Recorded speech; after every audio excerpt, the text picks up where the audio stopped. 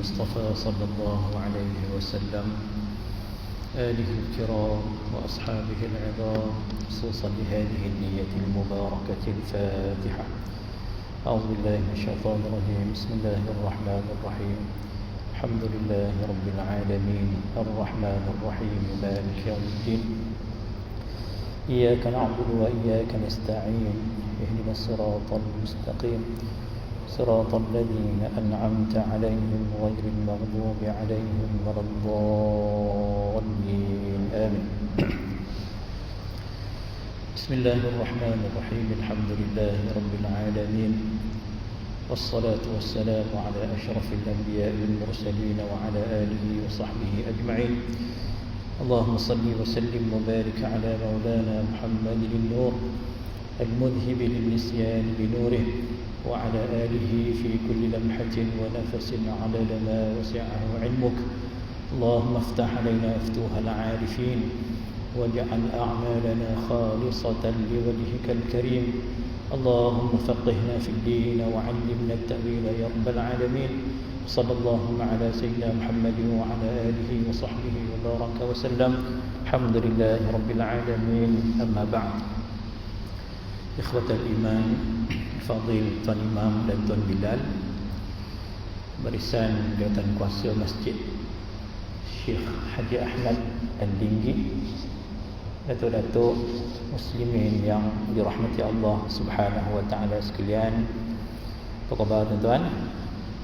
Alhamdulillah, pada kesempatan malam ini kita dapat masih bersama-sama dalam rumah Allah yang mulia ini, yang merupakan wasilah kita, tawassul kita untuk melakukan amal saleh, untuk terus tunduk dan patuh kepada perintah Allah Subhanahu wa taala. Maka Allah Subhanahu wa taala berfirman, Bismillahirrahmanirrahim, Ya ayyuhalladzina amanu taqullaha wabtaghu ilaihil wasilah wajahidu fi sabilihi la'allakum tuflihun. Sadaqallahul azim. Kalau kita gantikan ayat Quran yang tuan-tuan dengar saban minggu pada mukadimah khutbah pertama dan yang kedua, ya kan? Kalau khutbah kita dengar ya ayyuhalladzina amanu taqullaha haqqa tuqatih, dan kita tahu bahawa wasiat takwa itu merupakan salah satu rukun khutbah, dan rukun ini pula mesti dibaca dalam bahasa Arab. Kalaulah ditukar ayat ya ayyuhallazina amanu taqullaha haqqa tuqatih kepada ayat ya ayyuhallazina amanu taqullaha wabtaghu ilaihil wasilah, boleh ke tak boleh? Maka tuan-tuan jawapannya bolehlah. Sebab dia masih ada ittaqullah, dan kalimah takwa ini tuan-tuan ikut statistik yang dibuat oleh Al-Imam Al-Habib Abdullah Al-Haddad, ada sekitar 90 perkataan takwa yang disebut dalam Quran.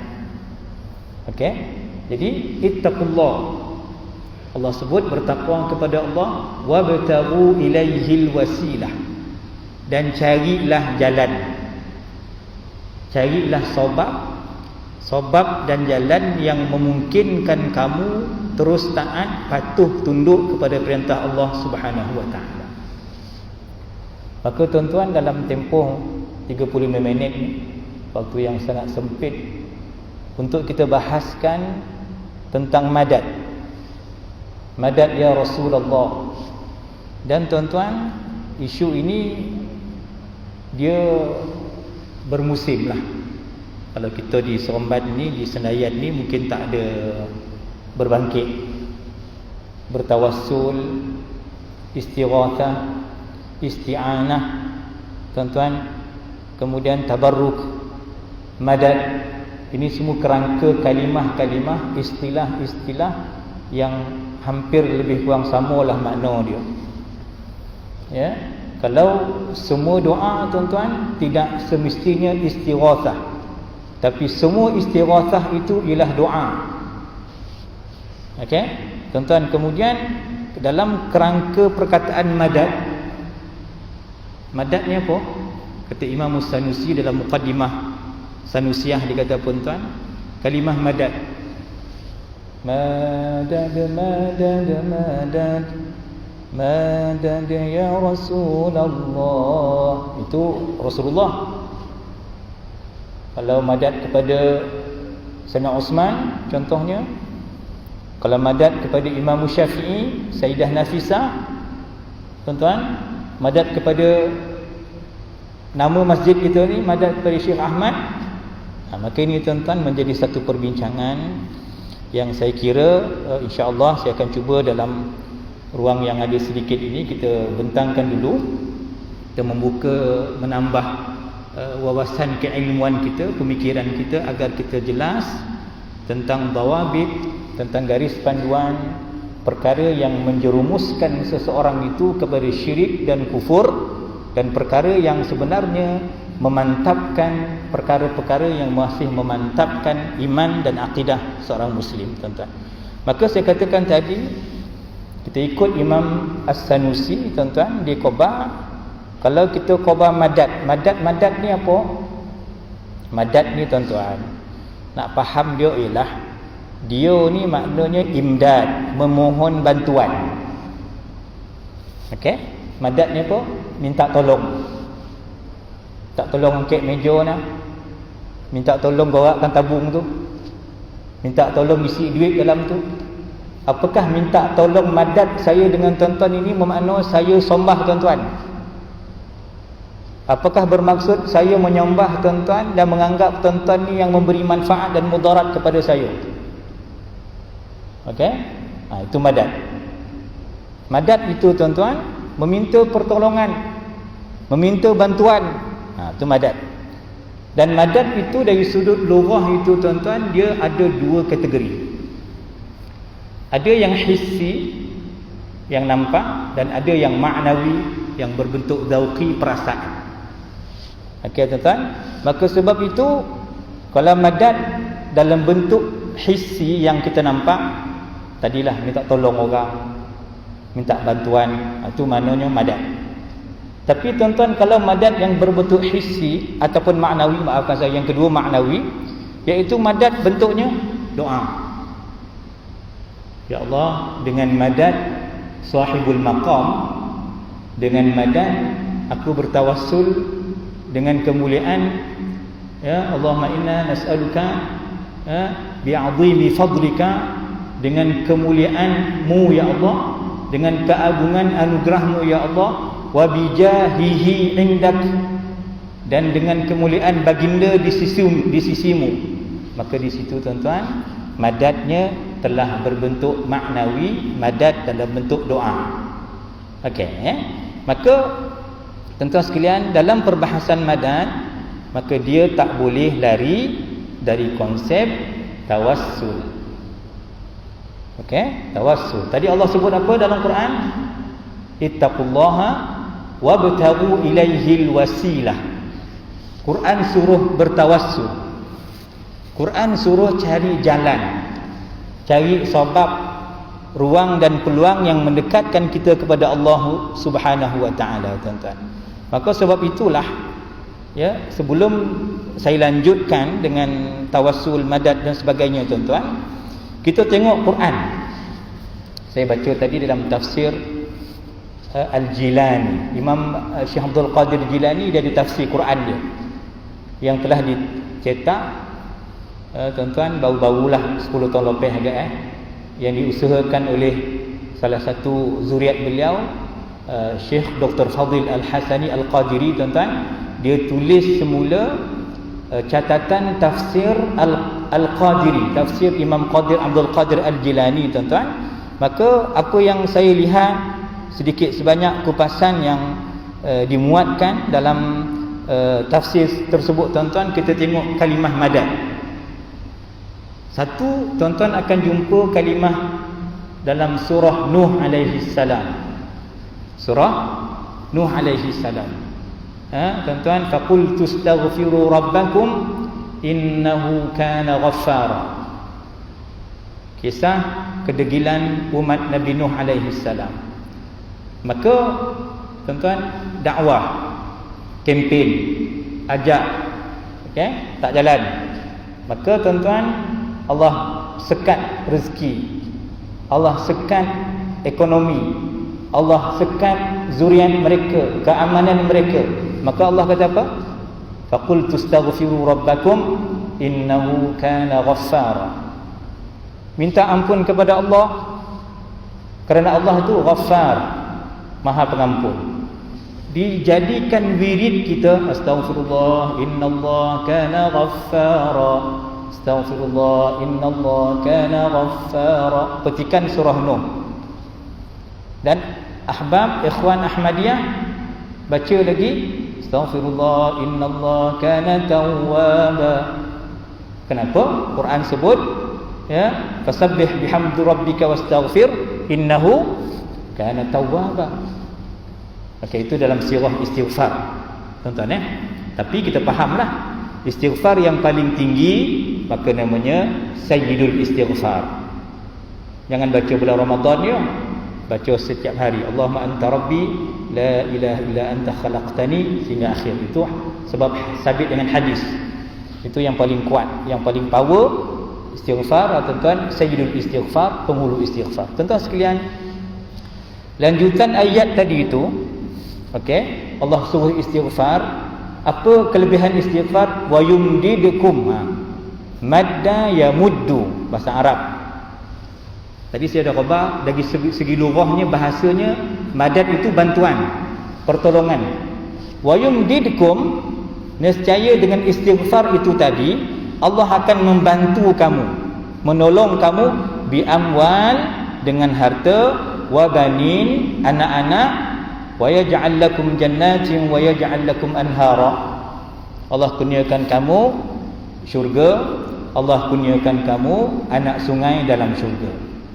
Tuan-tuan sekalian, kalau kita baca tadi tafsir Al-Qadiri, tafsir Imam Abdul Qadir Jilani, dia sebut tuan-tuan bahawa selama 40 tahun hujan ditahan, disekat hujan kepada umat Nabi Nuh alaihi salam.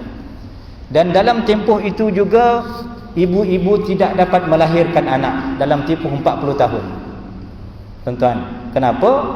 Kedegilan mereka, keingkaran mereka, sehinggalah sebahagian umat itu kembali kepada hidayah, kembali kepada pangkal jalan. Maka barulah tuan-tuan istighfar itu berperanan. Mereka memohon keampunan kepada Allah. Dengan istighfar datangnya madad. Dengan istighfar umat Nabi Nuh alaihi salam datangnya madad, bantuan Allah. Apa bentuk tadi? Harta, anak pinak dan rezeki dan sebagainya, tuan-tuan sekalian. Itu dalam surah Nuh. Kita tengok tuan-tuan dalam surah Ali Imran, kalimah madad. Maka kalimah madad dalam surah Ali Imran, saya masih merujuk tafsir yang sama. Walaqad nasarakumullahu bibadrin wa antum adillah. Ini cerita pasal peperangan Badar. Allah bantu kamu, turunnya nusrah kepada kamu ketika kamu adillah. Apa adillah?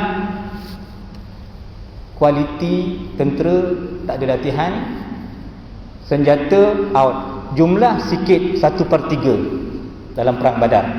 Wa antum adillah, kata Syekh Abdul Qadir Jilani, tuan-tuan. Maka tuan-tuan, ketika itu Allah turunkan firman, tuan-tuan, motivasi, semangat kepada Nabi SAW dan seluruh orang Islam. Iz taqulu lil mu'minin alan yakfiyakum an yumiddakum rabbukum. Tuan-tuan fokus kalimah madda yamuddu. An yumiddakum rabbukum bi 3,000 minal malaikati munzalin. Allah akan turunkan 3,000 malaikat membantu. Ayyamuddakum, Allah madatkan kamu wahai tentera Islam 3,000 tentera. Bala in tasbiru wa tattaqu, kalau kamu sabar, kamu takwa, wa ya'tukum min fawrihim hadza yumdidukum. Allah ulang lagi madad. Yumdidukum rabbukum bi 5,000 minal malaikati musawwimin. Kamu akan dimadatkan dengan 5,000 malaikat yang bertanda. Tuan-tuan, dalam isu tanda malaikat ni pun ada khilaf. Ada riwayat sebut berserban. Malaikat yang turun pada perang Badar 5,000 itu serabat. Saya dulu ada dengar cerita, saya kerja Puncak Alam dulu, ada satu orang Rohingya, tuan-tuan. Saya ingat nama dia Zubair.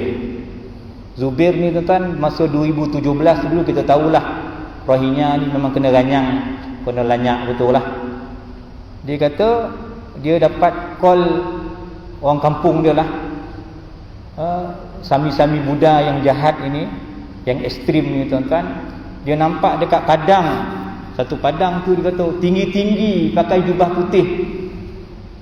Dia kata orang Rohingya tak adalah tinggi siling masjid itu dah kan, tak adalah tinggi, sedang-sedang lah, dengan berjubah putih, dengan berserban. Maka menyebabkan ketika itu terhenti seketika serangan dan penindasan orang kafir terhadap Muslim Rohingya. Jadi saya kata kat Zubair tu, mungkinlah itu madad bantuan Allah, kerana berkat istighfar, berkat istiqamah, berkat orang-orang Rohingya yang teraniaya itu masih sabat dengan agamanya, maka turunnya madad bantuan Allah Subhanahu Wa Taala kepada mereka. Tuan-tuan sekalian, jadi daripada dua surah yang kita baca ini, satu tadi surah Nuh alaihi salam, yang kedua, tuan-tuan, kita cerita tentang surah Ali Imran. Surah Ali Imran nanti boleh rujuk ayat 124 dengan 125, tuan-tuan. Maka dia cerita tentang kalimah madad. Maka madad tadi lughatan, dari sudut bahasanya bantuan. Maka tuan-tuan timbul persoalan, boleh kau minta bantuan, minta tolong selain daripada Allah? Ini jadi isu dia kan. Maka Al-Habib Umar bin Hafiz, tuan-tuan, ada buku yang telah diterjemahkan di Perlis yang negara Wahabi, dia terjemah buku Ahli Sunnah. Kita yang negeri Ahli Sunnah tak terjemah buku, tuan-tuan. Jadi ada disebutkan dalam satu persoalan, tuan-tuan, tentang meminta, memohon kepada selain Allah. Sedangkan kita baca Fatihah tadi, iyyaka na'budu wa iyyaka nasta'in. Sedangkan, tuan-tuan, kita baca hadis, idza sa'alta fas'alillah wa idza sta'anta fasta'in billah. Kalau minta tolong dengan Allah. Jangan minta tolong dengan makhluk, jangan minta tolong dengan wali, jangan minta tolong dengan nabi dah mati. Ini soalannya, tuan-tuan, yang sampai kiamat isu ni akan melibatkan pergaduhan dan perbalahan yang besar kalau masing-masing tidak ada ilmu dan tidak ada sifat terbuka, tuan-tuan. Maka sebab itu, kalau tuan-tuan nak kaitkan sedikit, kenapa munculnya konsep Tauhid 3? Dan kita tahulah Al-Imam Ibn Taymiyah rahimahullahu ta'ala, dialah yang punya pojok tu, dialah yang, tuan-tuan, menyusun Tauhid 3. Dengan tujuan, tuan-tuan, Tauhid 3 tu kalau kita tengok balik, kita perhalusi, tuan-tuan, tujuan dia ialah untuk membida'ahkan kita yang bertawassul. Bid'ah tu ataupun mensyirikkan kita yang bertawassul. Kita kata madad ya Ja'fari, madad ya Badawi, madad ya Rasulullah. Itu semua kita tapau, semua itu, tuan-tuan, dianggap orang tersebut itu dianggap sebagai syirik. Kan? Tetapi kita kena faham, tuan-tuan, yang syirik, ayat-ayat yang menyebut, Quran yang menyebut jangan minta selain daripada Allah, itu ialah ayat itu tujuannya diturunkan kepada para musyrikin penyembah berhala. Kenapa, tuan-tuan? Orang musyrik, konsep tawassul madad tak sama dengan konsep sombah patung. Orang kafir, tuan-tuan, pada anggapan mereka, pada akidah mereka, dia menganggap bahawa patung itulah yang bawa manfaat, yang datangkan suil, yang datangkan untung kat dia. Tapi kita, tuan-tuan, memohon. Saya bacakan ayatnya, tuan-tuan, dalam surah Yunus alaihi salam disebut, wala tad'u min dunillahi ma la yanfa'uka wa la yadurruk. Jangan kau minta, jangan kau panggil, jangan kau seru selain Allah. Ayat ni modal untuk mengkafirkan kita. Dia kata apa? Jangan minta, jangan panggil, jangan seru, jangan berdoa selain daripada Allah. Siapa dia? Ma la yanfa'uka wa la yadurruk. Satu yang tak dapat bagi manfaat dan mudarat kepadamu. Ayat-ayat seperti ini tuan dijadikan modal bahawa itulah orang suruh minta kepada Allah, kau minta kat Nabi. Itu yang sebab tak boleh lama-lama duduk depan makam Nabi, kena halau. Itu yang Habib Umar pergi ke makam Nabi Hud alaihi salam di Yaman, kena tuduh penyembah kubur. Itu sebab kalau kita bertawassul tuan-tuan, kita dituduhkan macam-macam. Tengok tuan-tuan, ayat ini merujuk kepada orang kafir. Dia sembah patung dia, dia sembah tok pekong dia percaya tok sami dia. Tuan-tuan, kita minta kepada Allah melalui dengan kemuliaan, dengan keberkatan Nabi sallallahu alaihi wa alihi wasallam. Tuan-tuan sekalian, saya teruskan tuan-tuan, kita nak faham lagi. Okey. Tuan-tuan tengok Nabi SAW kalau Nabi keluar ke masjid, antara doa yang Nabi baca, Allahumma inni as'aluka bihaqqi mamsyaya hadha. Hadis Imam Ahmad dan Imam Ibnu Majah. Ya Allah, aku mohon kepadamu ya Allah dengan keberkatan, dengan kemuliaan perjalananku ini. Kan macam tuan-tuan 20 km 3, macam saya tadi 15. Orang Senayan keliling sini 3 km, orang Ampangan Mazul adalah 15 km agak kan. Dengan kemuliaan langkah kita, tuan-tuan, kita bertawassul dengan amal soleh. Madad, mohon madad bantuan Allah dengan amal soleh. Ini ulama sepakat. Hatta Ibnu Taimiyah, sebab hadisnya cukup jelas. Hadis 3 lelaki yang terkepung dalam gua. Ini baca dalam Riyadhus Shalihin. Kan? 3 orang lelaki tuan jalan-jalan, hujan lobek, menyuruh dalam gua, tak boleh keluar. Batu jatuh kat pintu gua. 3 orang tawassul. Kan? Yang seorang tuan-tuan tawassul, dia kata, saya ada mak bapak masih hidup dan saya sangat bakti kepada mereka. Susu yang saya porah, susu kambing itu tak akan saya serahkan kepada anak-anak saya, melainkan saya pastikan ibu dan ayah saya yang minum dulu. Walau anak pun menangis, anak menangis minta, saya takkan bagi. Mak abah saya mesti minum dulu. Ya Allah, kalaulah itu bakti yang kau terima, kau buka pintu gua ni. Maka terbuka sikit kan. Itu orang pertama. Orang kedua tuan-tuan, dia ni syok dengan sepupu dia. Tapi sepupu dia ni, pak saudara dia ni banyak hutang. Cara nak settle hutang tuan-tuan, adik sepupu dia ni kena sorah diri kat dia, settle hutang, buat perkara sumbang. Sampai dia nak buat projek tuan-tuan, dia teringat Allah Ta'ala, maka dia takut kepada Allah, dia tinggalkan perbuatan sumbang itu, dan hutang tadi burn. Ini yang kedua, terbuka lagi pintu gua, tapi tak boleh keluar lagi. Maka yang ketiga apa tawassulnya? Tawassul amal soleh. Tuan-tuan, yang ketiga itu bertawassul dengan maksud dia ada ladang kambing, bolo kambing tuan-tuan, dan membiak. Salah seorang staf dia hilang itu maknanya meninggalkan kampung itu, ladang itu, belum dapat terima gaji. Jadi cari-cari WhatsApp semua, search tak jumpa, hilang. Jadi tuan-tuan sekalian, apa dibuat? Kambing yang ditinggalkan tadi membiak. Akhir sekali staf tadi lepas beberapa tahun datang semula jumpa bos, ingat tak 2021 masa PKP dulu, saya ada kerja 3 bulan tapi tak sampai ambil gaji bos, saya dah lari. Bos kata apa? Itu semua satu padang kambing itu semua kau punya, kau ambil. Tuan-tuan, ini bos yang cakap cukup budiman lah. Semua kambing yang membiak itu kau punya, kau ambil semua. Maka sebab itu tawassul 3 orang ini menyebabkan batu yang menghalang pintu gua itu terangkat. Ya, maka mereka pun keluar dengan selamat. Ini tawassul dengan amal soleh. Tuan-tuan, kita ni bukanlah tak ada amal soleh, ada insya-Allah. Tuan-tuan yang awal ke masjid, mungkin khidmat masjid, mungkin Quran khatam sebulan sekali ke, mungkin tahajud tak tinggal, mungkin duha jaga, mungkin tabung subuh. Bukan tak ada amal soleh, kita ada insya-Allah. Tapi kita rasa-rasa tuan-tuan kuat buat amal soleh kita tu.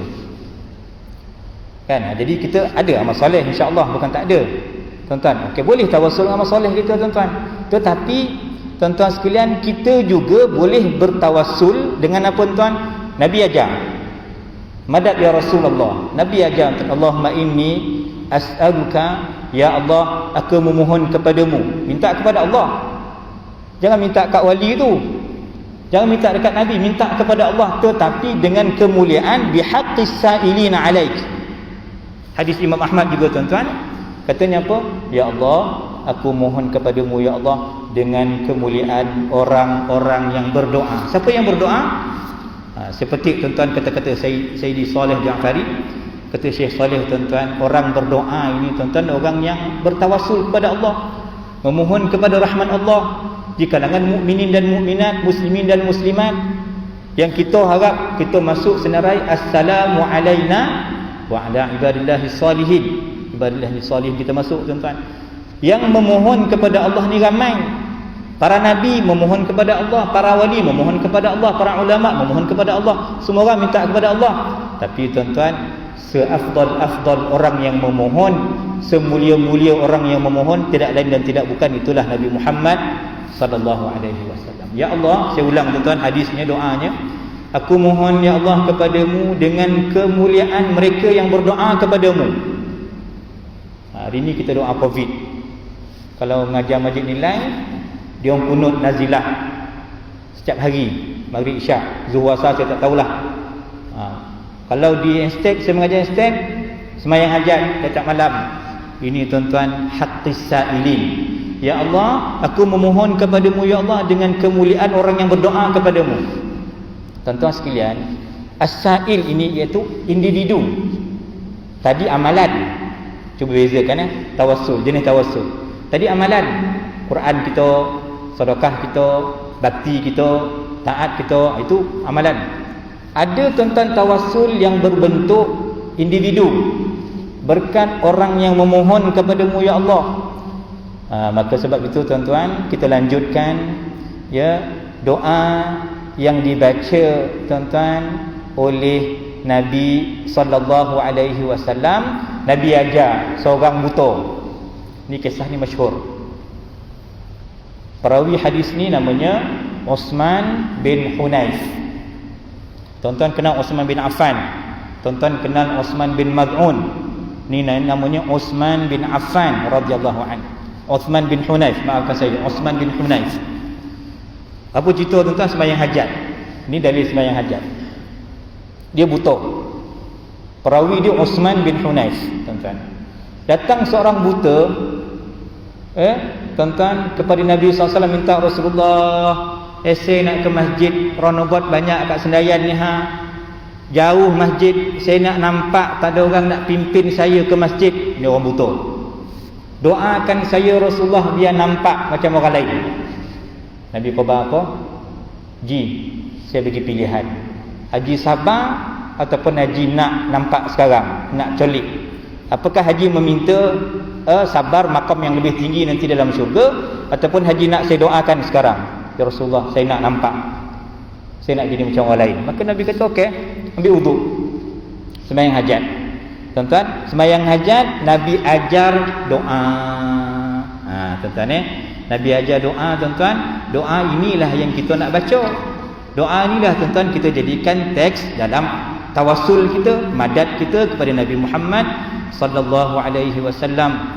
Allahumma inni, tuan-tuan boleh ikut saya baca. Allahumma inni atawajjahu ilaika binabiyyika Muhammadin sallallahu alaihi wa alihi wasallam nabiyyir rahmah ya Muhammad ya Rasulullah. Ini kalau dengar adik Wahabi ni kan syirik satu kampung ni. Tak boleh ikut imam ni, ini pun tak boleh ikut. Ya Rasulullah tu dia jadi masalah kat dia tu. Ni bukan cerita kat Mekah, Madinah, kat Najat, Mesir pun sama juga. Ya, saya di kampung, di satu kampung Syarqiyah nama kampung tu. Ya, radio Mesir ni kan Idaatul Quran dia. Sebelum azan dia mengaji dulu, dia qasidah dulu. Lepas azan pun dia tawassul dengan Nabi SAW. Mesir bumi aulia. Maka tuan-tuan ada ketika di kampung itu, ada satu brother ni, dia kata itu yang baca tu syirik ya Rasulullah, yang memanggil Nabi tu syirik. Sebab Nabi dah mati. Ini jadi isu dia tuan-tuan sebab menganggap Nabi dah mati. Sedangkan kita punya semayang tadi tuan-tuan, semayang isyak kita sekarang tak ada assalamu alayka ayyuhan nabi, tak sah semayang kita. Betul? Assalamu alayka, panggil Nabi lah tu. Kan itu tuan-tuan, kaf al-khitab, makna Nabi tu depan kita. Nabi bersama kita.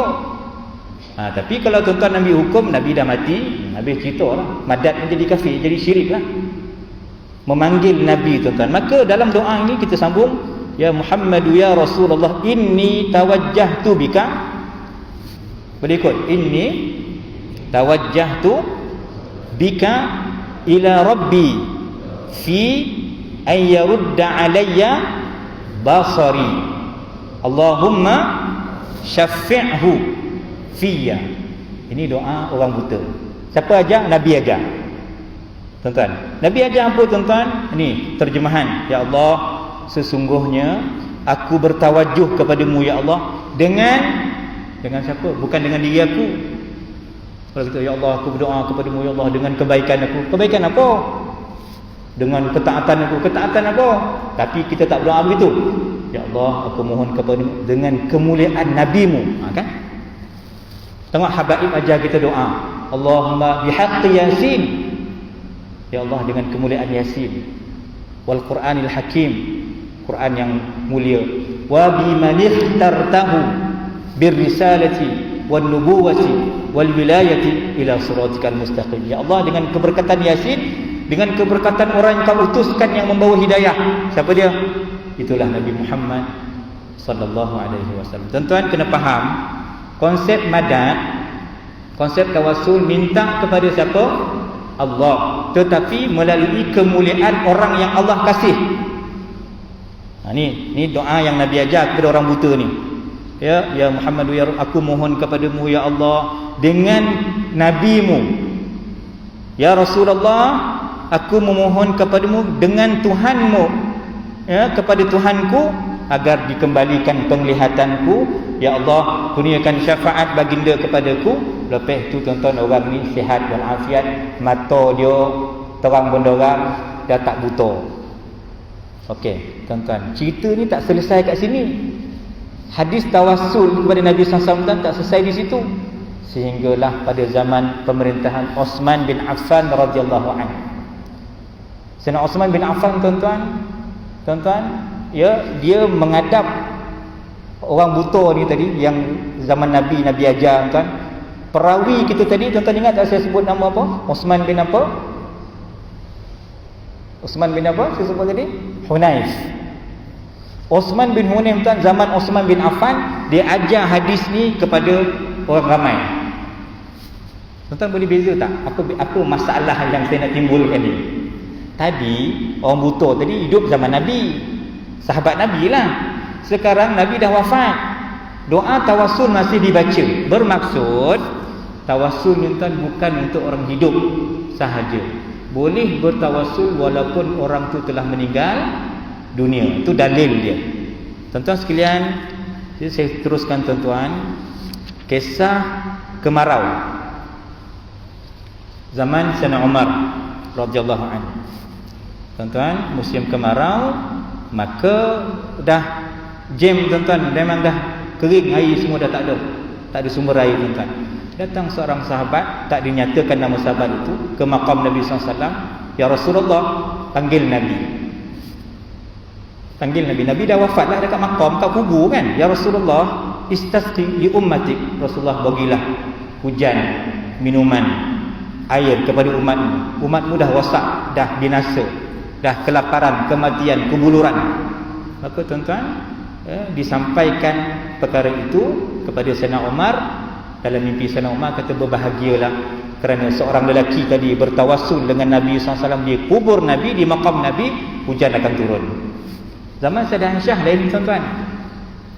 Zaman Sayyidah Aisyah, dia buat macam mana? Dia alihkan sedikit bumbung maqam Nabi itu. Maka di situ para sahabat berkumpul. Ketuanya Sayyidah Aisyah berdoa kepada Allah Ta'ala agar diangkat wabak, musibah. Kita try lah buat musibah, musim Covid ni kan. Tuan-tuan, dia buat macam mana tuan-tuan? Itu saya baca yang saya faham lah, ya. Ustaz Zul, kalau silap tolonglah kalau ada pandangan tuan-tuan. Sebab itu agaknya imam-imam kita dulu-dulu tutup guru kita tuan-tuan, dia kalau nak baca Yasin, nak tawar air Darul Syifa ke, dia suka buka botol tu. Saya faham ambil